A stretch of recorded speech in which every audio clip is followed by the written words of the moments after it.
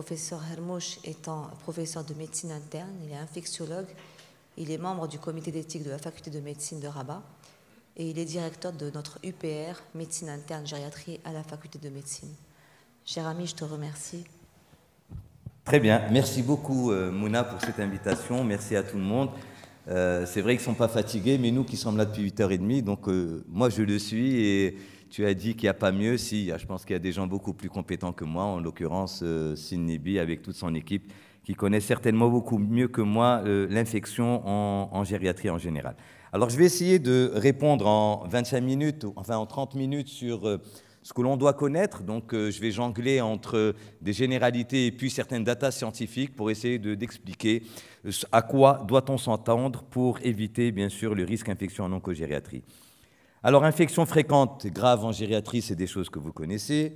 Série autopsique, ce qui ressort en gros dans les plus grosses séries, pneumopathie, c'est vraiment une cause immédiate de décès dans 30% des cas. Et puis, une notion qui est importante, c'est de prévalence qui est importante.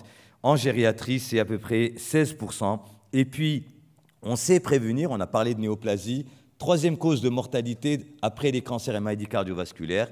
Et vous êtes d'accord avec moi que si l'on associe les cancers, les maladies cardiovasculaires avec la chimiothérapie et les cancers, probablement les causes infectieuses seraient bien sûr la première cause de mortalité en gériatrie. Différents types d'infections et peut-être pour les plus jeunes, un premier message important. Infection communautaire, c'est une sensibilité normale aux antibiotiques. Ce n'est pas parce qu'on est sujet âgé que notre attitude va changer. Deuxième chose qui est un peu particulier chez le sujet âgé, c'est cette surinfection sur un terrain fragilisé du fait de la polypathologie, souvent nosocomiale, hôpital, institution. Et ce qui ressort, ce qui est différent en oncogériatrie par rapport au sujet jeune, c'est les infections associées, les infections répétées que nous allons voir tout à l'heure comment faire pour les prévenir. Et puis on est au Maroc, on ne peut pas parler d'infection et de prévention d'infection en oncogériatrie sans parler du risque de réactivation d'infections latentes, notamment la tuberculose, et puis le zona. Et on sait maintenant, on a de quoi prévenir ces maladies-là. Infections les plus fréquentes, si vous voulez, comment doit-on raisonner quand on est en oncogériatrie, quand on suspecte un syndrome infectieux? C'est tout d'abord les sites les plus importants, c'est le bronchopulmonaire, l'urinaire et le digestif. Et puis l'impact des infections, je ne vais pas m'attarder, les gériatres connaissent très bien cela, l'augmentation de la morbidité, une mortalité élevée, ça augmente également les hospitalisations, l'institutionnalisation et puis, bien sûr, un retentissement sur le système de santé. Prévention, dimension importante de la médecine des personnes âgées, souvent négligée à tort. On sait en gériatrie qu'elle s'est montrée efficace dans plein de choses, cardiovasculaires, les chutes et les fractures. Et puis, bien sûr, la prévention des maladies infectieuses constitue un enjeu majeur. Et on sait très bien, déjà sur cette publication qui a plus d'une vingtaine d'années, où en oncogériatrie, les sujets âgés font des infections beaucoup plus graves avec des sepsis qui sont extrêmement importants et on le voit très bien sur cette diapo. Volontairement, je vous ai mis, pour introduire la fin de mon exposé, ces diapos qui montrent un peu le calendrier vaccinal de l'enfant chez nous au Maroc, qui est une grande réussite. Et ce qu'on a oublié d'intégrer dans le programme élargi de vaccination, c'est que c'est vrai que les maladies cibles ont disparu, mais on a oublié d'intégrer les rappels. Et de ce fait, ce qui arrive au Maroc, et surtout en gériatrie, c'est transposer des maladies qui devaient survenir chez l'enfant, chez le sujet âgé, qui explique bien sûr l'importance de la vaccination, qui va être la dernière partie de mon exposé, la vaccination du sujet âgé, notamment en oncogériatrie. Donc là, c'est les rappels, pas de programme vaccinal obligatoire. Et les causes de susceptibilité aux infections, c'est cette immunosénescence. Et puis, j'entends beaucoup parler de l'efficacité moins bonne des vaccins, l'efficacité moins bonne de certains antibiotiques de fait de l'immunosénescence. Et en gros, cette immunosénescence existe, mais en elle-même n'explique pas tout. C'est vrai que l'immunité à médiation cellulaire, notamment les lymphocytes T, est touchée chez le sujet âgé. Vous avez ces diapos qui relatent grossièrement l'ensemble de l'intervention des paramètres qui interviennent dans l'immunité à médiation cellulaire. Mais tout ce qui va changer, c'est que ces mécanismes de défense contre les bactéries intracellulaires est moins efficace, mais moins efficace ne veut pas dire nul. Et ça, c'est un des messages également que je voudrais passer. Immunité à médiation humorale, donc je ne vais pas vous faire un cours d'immuno, donc le lymphocyte B vaccination, le corollaire de cela, c'est qu'on va avoir une vaccination moins efficace, du fait moins d'anticorps, augmentation, réactivation plus lente et de moins longue durée, donc moins bonne défense contre les bactéries extracellulaires, et bien sûr des vaccins qui seront moins efficaces, mais ne veut pas dire inefficaces. Là aussi, c'est un des messages importants.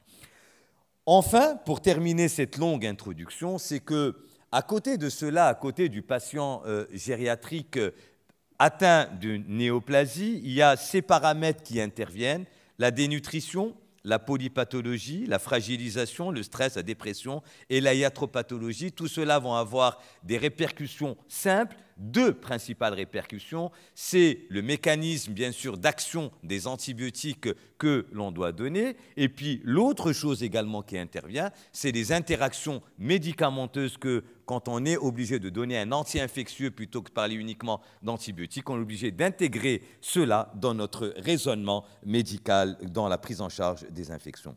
Dénutrition, et là, c'est diapo toute récente qui montre bien, en fin de compte, qu'en elle-même, juste un des paramètres que j'ai cité, tout à l'heure, et juste la dénutrition en elle-même, tout à l'heure, l'orateur qui vient après moi va en parler, est un facteur de risque indépendant d'infection nosocomiale chez un malade hospitalisé en oncogériatrie, et on le voit, en gros, plus la dénutrition est sévère, plus, bien sûr, le risque est extrêmement important.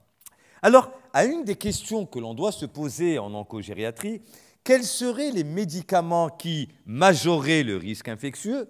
C'est au-delà de la chimiothérapie et des immunosuppresseurs. Regardez, on est étonné de voir des médicaments de pratique courante que des fois on sait commencer, on ne sait pas les arrêter. C'est les AINS et tout particulièrement les corticoïdes qui sont les médicaments le plus inducteurs d'infection. Et donc voilà, faites très attention quand vous donnez, commencez, mais sachez également les arrêter. Et puis il y a d'autres médicaments, tout à l'heure on parlait de cardiologie, qui peuvent masquer des signes d'alerte, notamment les bêta-bloqueurs.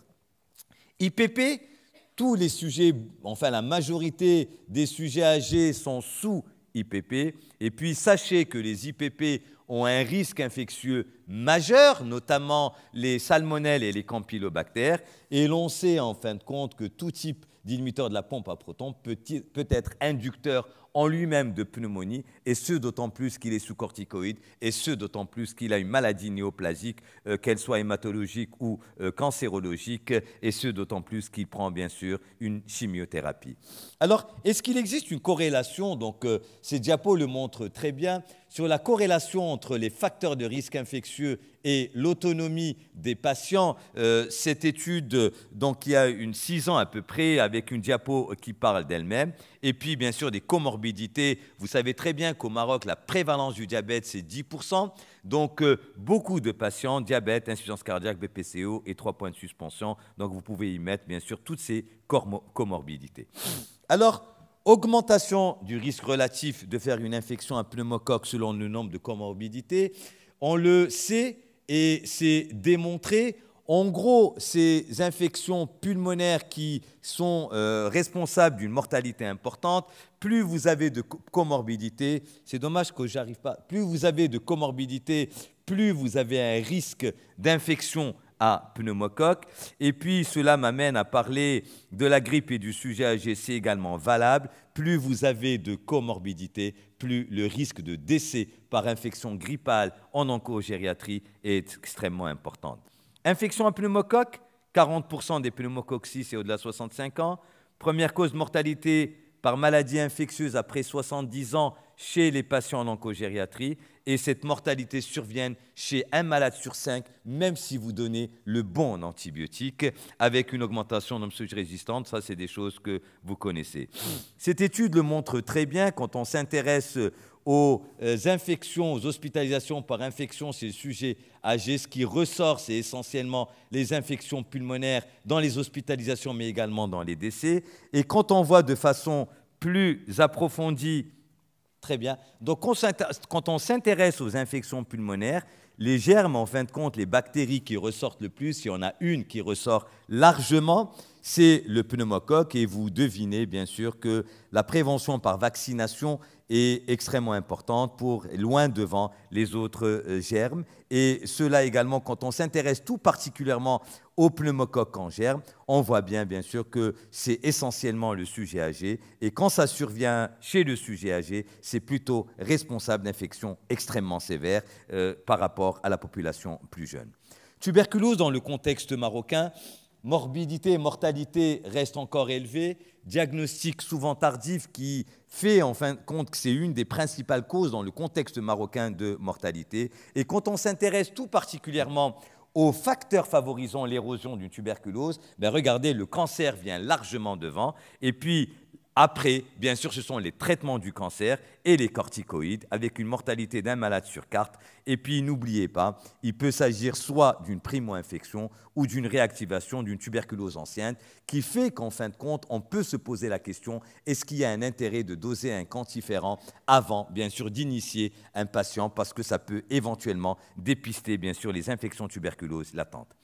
Ce qui peut compliquer le diagnostic, et ça, c'est des choses qui posent de vraies problématiques pour les gériatres qui s'occupent des sujets âgés, c'est la difficulté des recueils de données. Et parfois, vous avez un interrogatoire qui est impossible et vous avez pas mal d'études qui, entre autres, je vous projette une de ces études sur 560 patients où vous regardez que vous voyez que la majorité sont cognitivement non intacts, d'accord, avec très peu de patients qui sont cognitivement intacts, qui sont responsables, bien sûr, du retard de diagnostic. Donc, infection, sujet âgé, ce qui est sûr, c'est que la situation la moins fréquente, c'est que le tableau clinique soit identique à ceux du sujet jeune. C'est un fébricule, parfois même n'attendez pas à avoir un syndrome fébrile pour parler d'infection chez sujets âgés, et avec une symptomatologie absente, et d'où l'intérêt d'un examen attentif, répété, et avec des signes cliniques qui sont trompeurs. Et en gros, le message qu'il faut retenir, c'est que ça retarde le diagnostic et que, en gros, ce qu'il faut retenir, c'est qu'en oncogériatrie, toute modification de l'état clinique du patient doit faire suspecter une infection. C'est vraiment ces diapos qui résument. On ne peut pas énumérer l'ensemble des symptômes cliniques, mais toute anomalie, tout nouveau symptôme inhabituel doit vous faire suspecter. Comme tout à l'heure, Kautsar a parlé des sujets qui n'arrivent pas à faire leurs ablutions. Ça peut être également un des signes qui doivent orienter. Alors, qu'est-ce qui doit vous mettre la puce à l'oreille? C'est le syndrome confusionnel, la chute, la décompensation d'une comorbidité. Et là, une question qui doit se poser, c'est que peut-être, est-ce qu'il n'y a pas une infection en dessous? Alors, quand on s'intéresse tout particulièrement en hématologie et en oncologie, ce qu'il faut savoir, c'est qu'il y a des raisons immunologiques qui sont liées au cancer, qui fait que le risque de sepsis est multiplié par 10 par rapport à la population générale. En hématologie, c'est 66,4 sur 1000, et dans les tumeurs solides, c'est moins, mais ça reste quand même beaucoup plus élevé par rapport à la population générale.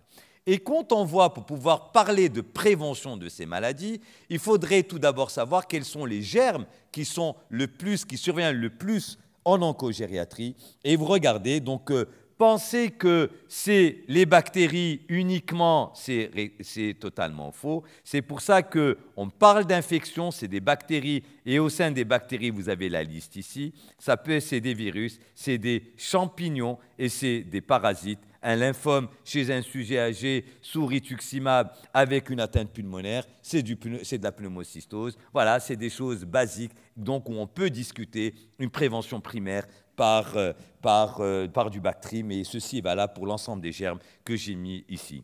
Et puis, n'oubliez pas une chose, et là, nous avons avec nous dans la salle donc, la présidente du CLIN au sein du CHU, et donc, en gros, c'est des choses qu'elle ne cesse de nous taper dessus. Donc, les raisons liées aux voies d'abord qu'on oublie sont cette iatrogénie par nous-mêmes, et donc l'éducation, prendre en charge une infection ou prévenir une infection en oncogériatrie, ce n'est pas uniquement le médecin, c'est d'abord la sensibilisation du personnel soignant, médical, non médical, les aides-soignants, les soins, et donc ces voies veineuses, d'accord, qui sont inductrices d'infection. Alors, les déficits immunitaires liés au traitement, vous avez, et je ne le répéterai jamais suffisamment parce que quand on parle, j'ai l'habitude de parler d'infection et biothérapie, infection et immunosuppresseurs, eh bien, 10 mg, ça peut nous paraître une petite dose. Nous qui donnons de très fortes doses de corticoïdes, eh bien 10 mg, c'est une petite dose qui est déjà trop pour un malade en oncogériatrie et c'est la plus pourvoyeuse d'infections au-delà des chimiothérapies que l'on donne. Et c'est seulement après que viennent bien sûr les autres thérapeutiques, immunosuppresseurs, etc., etc. Prévention du risque infectieux, c'est d'abord des mesures de prévention générale. Je ne répéterai jamais sur les précautions standards. Et nous avons l'exemple type. En période d'infection Covid, on n'avait pas d'infection respiratoire, on n'a pas eu de grippe. Les pédiatres se sont tournés les pouces parce que tout simplement, tout le monde se lavait les mains, tout le monde faisait des mesures de précaution standard. C'est avant de parler de choses compliquées, de vaccins, etc., qui coûtent très cher, commençons d'abord par nous éduquer. C'est vraiment un des premiers messages, et ceci est encore plus valable en oncogériatrie. Prévention des infections endogènes, la formation des soignants, et puis c'est seulement après que viendront les mesures de prévention spécifiques. Et en premier, loin devant l'antibiothérapie, loin devant la vaccination, c'est d'abord le maintien de l'autonomie du sujet âgé, c'est une activité physique adaptée, et bien sûr, c'est une prise en charge de la dénutrition, parce qu'une hypoalbuminémie est un des facteurs, ou peut-être un des plus gros facteurs inducteurs d'infection chez le sujet âgé. Cela m'amène à parler de la vaccination dans la population oncogériatrique. Est-ce qu'il faut vacciner ? Tout à l'heure, en introduction, je vous ai parlé de cette baisse de l'immunité et de cette immunosénescence au point que certains disaient que ça ne servait à rien de vacciner. Un des premiers messages qu'il faut retenir, c'est que oui, il y a une baisse du nombre de fonctionnalités des lymphocytes T4 pendant et plusieurs mois après le traitement, mais la mise à jour des vaccins avant une chimio est extrêmement importante. Et en gros, nous, dans le service, et c'est quelque chose dont on peut parler, je peux en témoigner, depuis qu'on intègre l'évaluation gériatrique chez nos patients oncologiques en hématologie, nos patients, on a intégré la fiche vaccinale et quand on a fait un audit de notre service, avant l'intégration de la fiche vaccinale systématiquement dans le dossier médical, on se rendait compte qu'on faisait à peu près 20% de nos patients avaient une vaccination. Donc en gros, un des moyens, c'est d'avoir une fiche intégrée systématiquement dans vos dossiers. On sait qu'il existe une corrélation inverse entre la couverture vaccinale, notamment en matière de grippe, et bien sûr la survenue d'infections. On sait que le fait que la vaccination antigrippale en elle-même permet d'épargner pas mal de maladies respiratoires, d'hospitalisation et de mortalité. Et puis, on a beaucoup de data que je ne vais pas détailler. L'année dernière, je vous ai parlé de la vaccination chez les sujets âgés.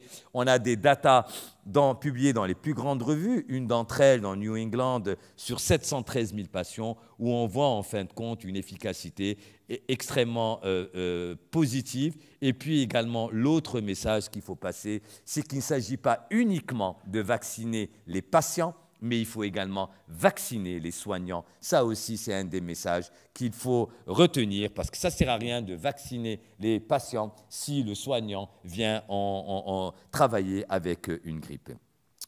L'autre chose, donc ça c'était une autre étude donc, qui est plus récente, qui montre l'importance de la vaccination avec l'augmentation des doses dans l'efficacité de la vaccination antigrippale avec des courbes qui parlent d'elles-mêmes. Alors, vaccination antipneumococcique, là aussi, il y a des choses qu'il faut respecter. On a beaucoup de data qui montrent l'efficacité de cette vaccination. Et peut-être un des messages que j'ai envie de passer, c'est que tous les vaccins existent au Maroc, mais il y a des modalités de vaccination. C'est d'abord le vaccin à 13 valents, et puis 2 mois après, 8 semaines après, en gros, vous avez le Prevnar, et c'est 2 mois après que vous donnez le pneumovax. C'est vraiment la meilleure façon de couvrir le sujet âgé le mieux vis-à-vis du pneumocoque. Et puis, il n'y a pas que ces 2 maladies. L'occasion de se rappeler, rappelez-vous quand je vous ai parlé du programme élargi de vaccination au tout début de ma présentation, ne pas oublier que des maladies qui survenaient chez l'enfant peuvent être transposées chez l'adulte et donc peut-être un des réflexes, à côté de la vaccination antigrippale, à côté de la vaccination antipneumococcique, c'est l'occasion de rattraper les autres vaccinations, tétanos, poliomyélite, diphtérie et enfin d'été polio que vous connaissez.